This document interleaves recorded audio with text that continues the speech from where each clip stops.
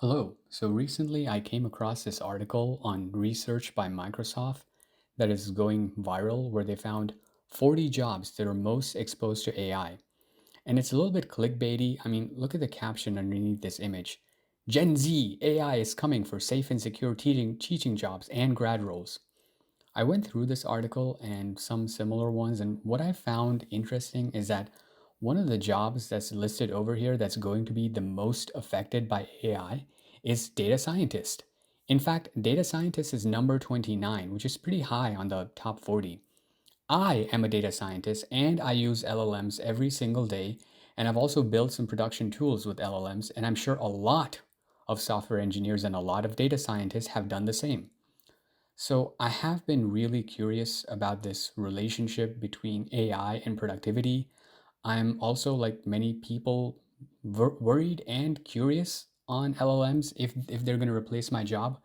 The CEO of NVIDIA, Jensen Huang, someone else who for sure has a vested interest in the success of AI, made a really bold claim that in 2 years you won't need any software engineers, and a lot of other people that are also pretty well known have come out with similar statements. So, this research, by the way, is also by Microsoft, who are obviously heavily invested in selling us shovels to dig for gold. Who knows? This whole thing could be a clever marketing stunt where they knew this study would go viral. And the actual analysis that came out of this study, it doesn't really matter as much as the reinforcement of their narrative that these LLMs are very special and very dangerous and will take your job. So, please invest in our company. But before I get into all of that, I'll have a quick review of the paper and maybe identify some of the flaws in the research and some of the things that have been overhyped. So, first of all, let's discuss the data that they used. This is not a controlled, randomized experiment. What they did is they essentially took 200,000 user AI conversations with Copilot over 9 months in 2024. Then they used this other data set called OStarNet to identify the tasks that a specific job might have to accomplish and categorize every conversation into an intermediate work activity. They had to do this because with Copilot, they don't know the occupation of the user, and not all the conversations will be related to a job. Not to mention, there are overlaps in the tasks each job needs to perform. For example, both an economist and a data scientist, an intermediate task might be making a PowerPoint, but making a PowerPoint is not exclusive to either job. Then they work backwards from those tasks, and they say that, well, this collection of tasks aligns well with this occupation. The occupation might be economist or it might be data scientist or something else. So to recap, basically every conversation was classified with GPT-4. Then they did human validation on the classification, and they classified that into an intermediate task. And then they took a collection of those tasks and worked backwards, and they said, well, these tasks make up this occupation. Some tasks are going to be more relevant to a job and you might do more often. So this gets us to the metrics. The first one they call coverage, and coverage is the job relevance weighted tasks that can be done with LLMs. So if the occupation is writer, the tasks where Copilot helps you with writing get a higher weight. The second one they call completion. And completion is if the user's task was done successfully, then it has been marked as completed. And they determined this with GPT-4o. They validated it with the thumbs up, thumbs down from another set of conversations.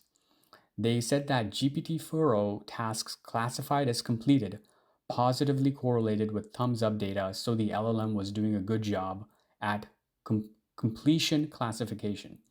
And the thumbs up, thumbs down, by the way, whenever in Copilot you like the answer that you get back from the LLM, there's a feedback button near the bottom where you can say this is a good response, you can thumbs it up, or thumbs it down, bad response.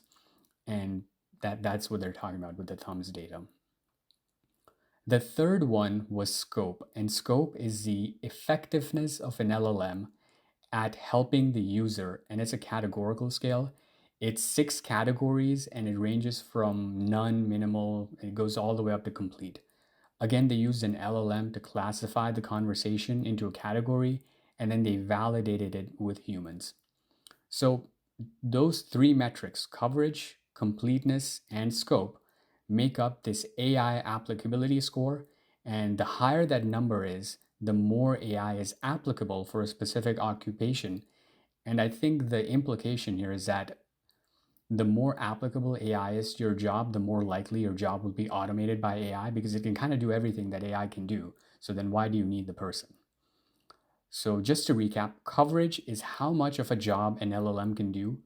Completeness is if that job was done by the LLM successfully, and scope is how effectively the LLM was able to do the job. And this is a list that has gone viral. People have interpreted it, perhaps as intended by Microsoft, as the jobs that will be lost to AI.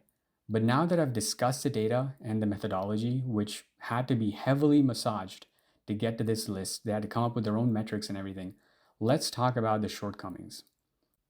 First, I should mention that even the authors, they don't make any conclusive comments about the impact of AI.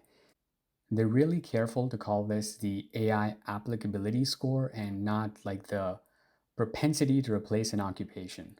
There are also some contradictions in the paper. For example, they mention that the user's opinion for a given feedback was particularly low for tasks which involve data analysis and visual design. So, low feedback for data analysis. However, data scientist is very high up on this list. So, what is the cause of this contradiction? And this is again clarified here. So, they show a little bit more of the separation between analyzed, scientific, or applied data using mathematical principles. You can see low feedback. And then if you have something like research healthcare issues, seems to have high positive feedback. I think there are two factors that could contribute to this. Number one, the difficulty of measuring productivity, and number two, the proximity to AI. So let's talk about number one. For knowledge workers, productivity is really difficult to measure. You can't simply evaluate a software engineer on the number of lines of code they write. The type of project, the quality of the code, the ability to scale a project, there's a lot of other factors that are really, really important.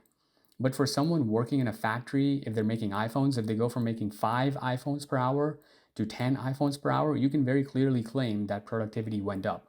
So the authors tried to break down tasks to keep things comparable, but ultimately, unless the task is exactly the same and the skill levels and natural abilities of the users are the same, and there is some control group as well, there's no way to account for the quality component of productivity in their methodology.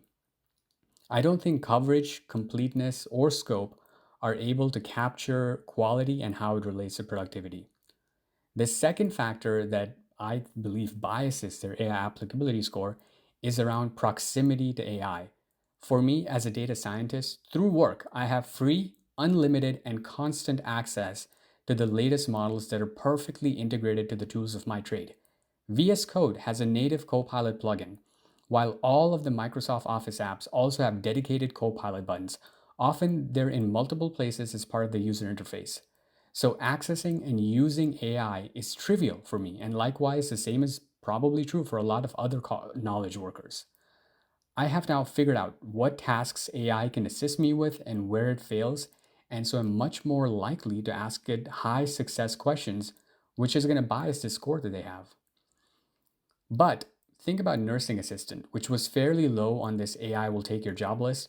However, I have some family members that work in healthcare, and I know that due to privacy requirements, many they're not even allowed to carry their phones with them. Most of the computers they use, they're also really highly secured and they run specialized software that never really gets updated. If you think about it, nursing probably has a really high AI applicability score than what's on this list. A nurse would typically they would need to fill out patient forms, summarize medical history, explain complex topics to the layman frequently. These are all tasks LLMs typically excel at, but they're unlikely to have access to Copilot. And that's probably a big part of their job as well, but again, they can't use Copilot. That's probably a good thing. I don't want Microsoft to have access to sensitive medical records, but even the paper lists that researching healthcare issues was highly rated, which is in line with nursing.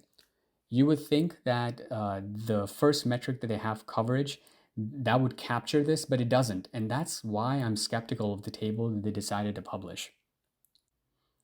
Anyways, my point is that the paper does not consider this proximity to AI as part of the AI applicability score, and that must negatively bias it for a lot of professions. Overall, I don't think this paper provides much evidence that LLMs are a threat to most professions, especially when it contradicts itself, where data scientist is high on the list but data analysis gets poor feedback. Likewise, researching healthcare issues is highly rated, but that doesn't align with the low scores of healthcare professions. For sure, though, I think jobs that mostly involve physical labor, whether it's simple or complex, these LLMs, they're probably not going to take those over, but we don't really need a study to know that. Does this mean that I know for sure that AI won't replace my job as a data scientist? No, I can't answer that. It's funny to think if you would have asked me in 2022 the odds of ChatGPT completely replacing me as a data scientist, I would have said 0%, zero. But now I don't think that's true. I'm not sure how much I've been influenced by the hype and marketing, but I definitely think the odds are greater than 0% now. And that's strange because, except for some minor tweaks, these LLMs still rely on transformers and reinforcement learning. But their ability to follow instructions and the integration with existing tools has gotten so good that they feel as if they're improving exponentially. So, while my skepticism about this viral jobs AI will replace list has been justified, and I feel some relief in that knowledge, I still don't know what the future holds and how to prepare for it. Because LLMs really are amazing, but are they as world changing as advertised? A big part of the issue is that the people making decisions are the least informed on the weaknesses of LLMs. Some moron CEO will look at the clickbait title of this article, scroll down to the list, and just say, oh, so I don't need mathematicians or software engineers or data scientists. Then all the other CEOs will look at this as a signal and get pressured from their moron board of directors and also start firing. It'll be a chain reaction of stupidity centered around delivering shareholder value or some other BS. Of course, the most malicious ones already know the limitations, but they want to reduce workforce because of the economy or overhiring during COVID, or they just want to shield their AI, but they can't speak the truth. So they just spin it as AI is now super good and we can replace everyone. But then they turn around and hire borderline indentured, far cheaper foreign workers. Microsoft, the company that is responsible for the study, just fired 9,000 people while at the same freaking time submitted applications for 9,000 new H-1B foreign workers, and they continue to lobby for more. And of course, they'll get their way, even if it contradicts the will of the people, the messaging of the most powerful politicians, and general common sense. All of this is a conspiracy. How do you plan for that?